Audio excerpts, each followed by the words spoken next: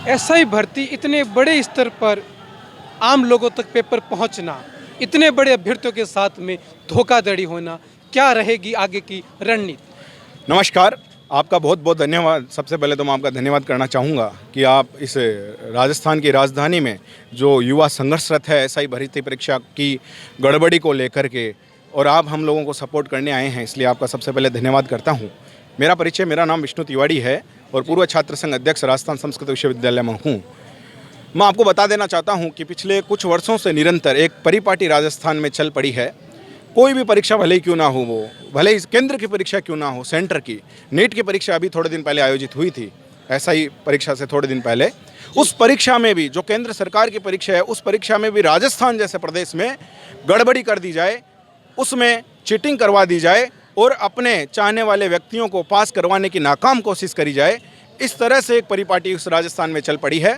RPSC के माध्यम से होने वाली छोटी मोटी बड़ी कितनी भी बड़ी भर्तियों को लेकर के देख लीजिए। आरपीएससी का अभी जो इंटरव्यू आया था, इंटरव्यू का रिजल्ट और जो आरपीएससी का फाइनल रिजल्ट आया था, उसमें भी आपने देखा कि किस तरह से आरपीएससी पे आरोप और प्रत्यारोप लगे। और उसी तरह से मैं आपको बताना चाहता हूँ कि अभी जो एसआई की परीक्षा जो आयोजित हुई थी, उसमें इस तरह से गड़बड़ घोटाला और इतनी बड़ी स्तर पर गड़बड़ी हुई थी कि पूरे सेंटर को खरीद लिया गया था। एक सबसे बड़ा सवाल यहाँ होता है कि जब रीट एक दिन में हो सकती है, एसआई भर्ती एक दिन में क्यों नहीं हो सकती? क्या इसके पीछे कोई सुनिश्चित तरीके से कोई प्लान था? मुझे तो वाकई में यही लगता है। संदेह की घेरे में तो आती बिल्कुल आती है। मुझे आपकी बात पे बिल्कुल संदेह नहीं, पूरा विश्वास होता है। और वो इसलिए होता है क्योंकि जब 16 लाख अभ्यर्थी, और अपन अगर और तरीके से देखे जाए, फॉर्म जिस तरह से भरे गए उस तरह से देखें तो 16 लाख से भी कई ज़्यादा अभ्यर्थी जो एक दिन में परीक्षा उनकी आयोजन करवा करके उनकी परीक्षा ली जा सकती है।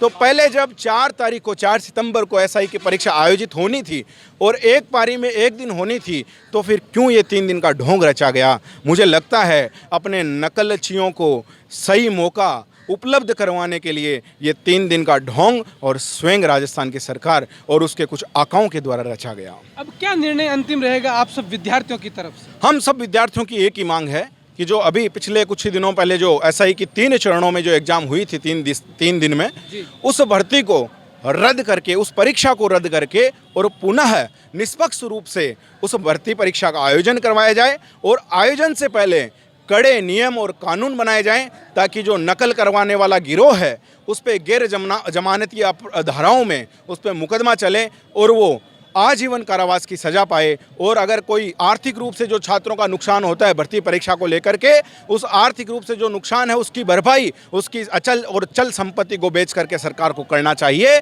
और कड़ा कानून लगा करके ऐसा ही भर्ती परीक्षा को पुनः आयोजित करवाना।